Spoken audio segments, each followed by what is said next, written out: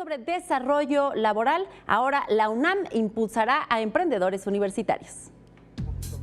Apoyar emprendedores y nuevos empresarios de la comunidad universitaria es posible gracias a la Coordinación de Innovación y Desarrollo, quienes han incubado a más de 100 proyectos y hasta el momento hay 10 unidades de incubación en algunas entidades universitarias. Estas entidades universitarias atienden a estos emprendedores que traen ya algunos proyectos y los van atendiendo y los vamos clasificando de acuerdo a la intensidad tecnológica de sus proyectos. Nosotros atendemos desde proyectos de negocios tradicionales, proyectos de tecnología intermedia y proyectos de alta tecnología o de base tecnológica.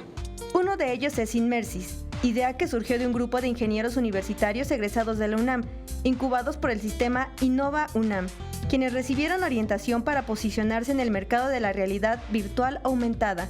Es muy satisfactorio darnos cuenta de que la UNAM no solamente nos apoyó durante nuestra educación, sino también en nuestra vida profesional y que pues también nosotros nos sentimos contentos cuando de alguna u otra manera también podemos aportar algo de vuelta, ¿no? Inmersis ha colaborado con museos como el Palacio de Minería, para el que realizaron animaciones de este recinto para crear un recorrido virtual del lugar hace 200 años.